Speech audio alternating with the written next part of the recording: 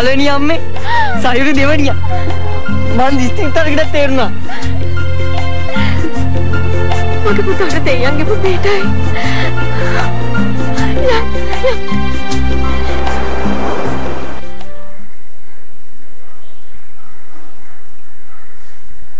ඔබේ අදහස නරක නෑ මනා. ඒ වුණාට මමත් ඔය ගැන හිතුවේ නැතුව නෙමෙයි. ඔළුව තාම පොඩි ගානේ බා. අපි යන තැන් වල ඇසිරින් උඩ රොතු දෙයිද?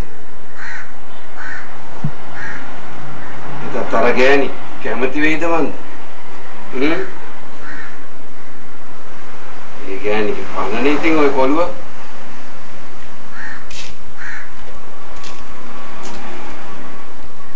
මේ මොනවදලා මේ වෙලාවට හොඳ තේ එකක් නේ.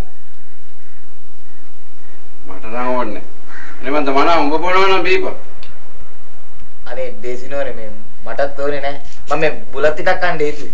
අනේ මට නම් බෑ දැන් තේ හදන්න. මට ළමයාගේ වැඩ තියෙනවා. මොනවා නම් බොන එකයි ඇත්තේ.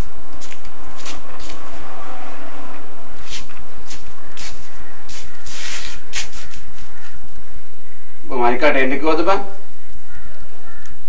මේක දැන් මුගුදියන්නේ නැද්ද? යනවා. ඌට හේතුණු දාට. නැත්තම් ගෑණිය ලෝපු දාට. එහෙමනේ ඕකගේ වැඩ. අනේ මන්ද ඒකව නම් හදන්න බෑ බං. තාත්තායිමත් සාජ්‍ය පටන් ගන්නත් හදන්නේ. මරියා දැන් කී සැරයක් කිව්වද ඕවා නවත්තන්න කියලා. එකෙක් පිහියෙන් එනලා මල තවත් රෑ තිස්සේ සාජ්‍ය දාන්න යන්නේ. යකෝ මට නීති දාන්න කාටවත් බෑ. මට ඕන දේ මං කරනවා. මට හරි වැරද්ද උගන්නන්න ඉස්සලා අනිත් උන් කෙනකට වරිලා. ජීවත් වෙලා ඉන්න තාක්කල් මේ දේවල් කරනවා. ඊට පස්සේ බලවන එකක් කරපන්.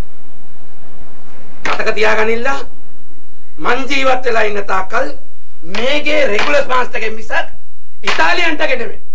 ඒක මේකේ දරින්න මතක තියාගන්න.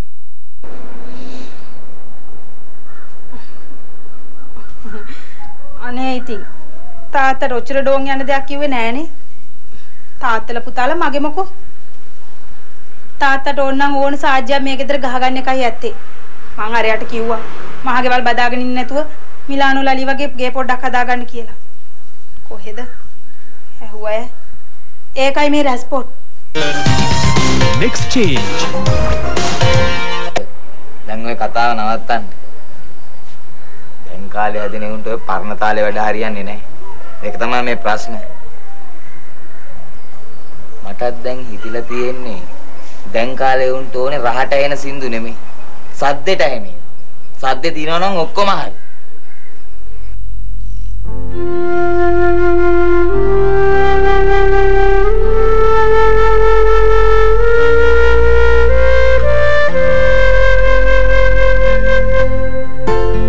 අපේ උන්ට යමක් කරන්න පුළුවන්. අපේ උන්මනේ පද හදන්නේ. හරි බං ගණන් ගන්න එපා. බල්ලෙක් බිරුවයි කියලා කන්දක් කඩා වැටෙන්නේ නෑනේ. අපි හරි දේ කරනවා නම් ඒක අපිට ලැබෙනවා. ඔයා හොඳට අදිෂ්ඨාන කරගන්න. මම මේ තරගෙන් දිනනවා කියලා. මම හැමදාම මොරසන් කියන්නේ ඒ ගැන මතක් කරගන්න. ඒ වුණාට මේ තරගෙට ලංකාවේම ළමයි දෙන්නම හරි. ඒ වුණාට මෙතන හරියටම හරියන්නේ ඔය දෙකමනේ. කොල්ල අපේ කොල්ල. ඌ කරන දේ උගේ ඉරණමේ ලියවිලා ඇති.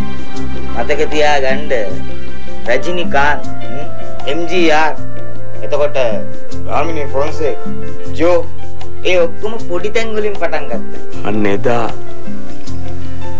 මම මගේ අම්මගෙන් නියත විවරණ ලැබුවා. මං එදා හිතාගත්තා